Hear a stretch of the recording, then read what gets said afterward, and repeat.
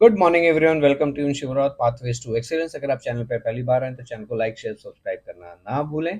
और अगर आप मेरे साथ जुड़े हुए हैं और पिछले दो तीन वीडियोस आपने देखे हैं तो मैंने पहला जो वीडियो निकाला था उसमें मेंटर और कोच के बारे में बात की थी कि उनका डिफरेंस क्या होता है, फिर कोच और मेंटर को कैसे चूज करना चाहिए। एंड आज हम बात करने वाले बडी कॉन्सेप्ट की, बिकॉज मेंटर और कोच के अलावा बडी भी एक बहुत इंपॉर्टेंट एरिया है या प्लेयर है जो आपकी लाइफ में, आपके वर्क प्लेस में आपके साथ में बहुत बड़ा रोल अदा करता है।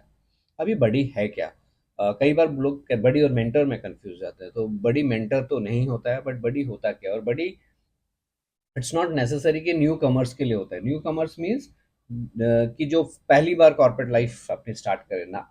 बड़ी सिस्टम जो होता है, बड़ी का मतलब ये होता है कि एक आदमी जो आपसे पहले ऑलरेडी एक कंपनी में काम कर रहा है या फंक्शन में काम कर रहा है, उसको कंपनी के कल्चर के बारे में पता है, वो आपसे पहले वहां से ज्वाइन कर चुका है, सिस्टम को समझता है, प्रोसेसेस को जानता है, इन्वायरमेंट को समझता है, वो बड़ी कहलाता है। और वो बड़ी किसके लिए कहलाता है? जो बंदा नया कंपनी में ज्वाइन करता है, वो फ्रेशर हो, एक्सपीरियंस हो या सीनियर हो, कोई भी हो, तो वो उसके लिए बड़ी बन जाता है, जिससे उसको ऑर्गेनाइजेशन में इस्टेब्लिश होने में, ऑन बोर्ड होने में थोड़ी सहायता मिलती है। बिकॉज जब आप नए एरिया में जाते हो आपको ना दोस्त मिलते हैं ना कोई मिलता है।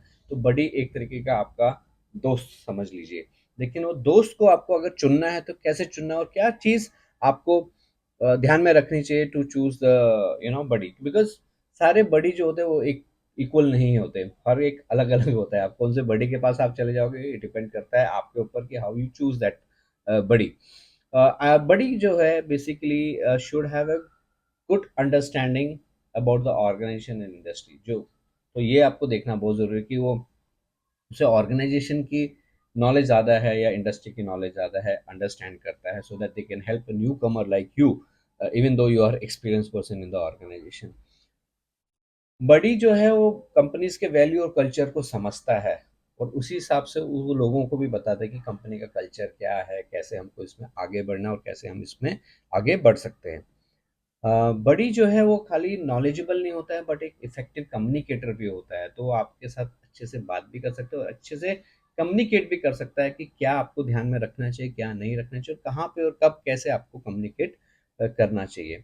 ये जो कुछ चीज़ें हैं, इन चीज़ों का हमें ध्यान रखना चाहिए। End of course most important thing, negative and positive, ये तो आप फर्क समझ ही पाएंगे। इतना तो आपको, हमको, किसी को भी सेंस होगा कि to identify a person is negative और person is positive. Because sometime कई बार ऐसा भी होता है, कई बार कंपनी में बोलते हैं यार why you have join this organisation, ये तो ऑर्गेनाइजेशन ज्वाइन आपको नहीं करनी चाहिए।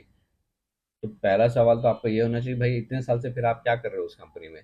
तो I am just giving you one example of it, right? So you have to find a right buddy who is positive, right? Who is positive. तो जैसे मैंने बोला कि mentor coach are essentially required in our professional life, उसी हिसाब से एक buddy can facilitate a smoother transition, foster a sense of belongingness and significant impact on an employee and your success when you join some organization. So I think if you don't, sometime क्या होता है कि buddies जो हैं अपने आप बन जाते हैं ऑर्गेनाइजेशन में, बट सही कई कंपनीज में ये कि प्रोसेस होता है कि वो आइडेंटिफाई करके रखे, चूज कर रखते हैं।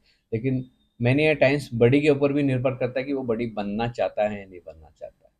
तो think about it, if you don't have a buddy and if you joined a new organisation, look for it. Thank you very much listening to me, Shiv Rawat, Pathways to Excellence.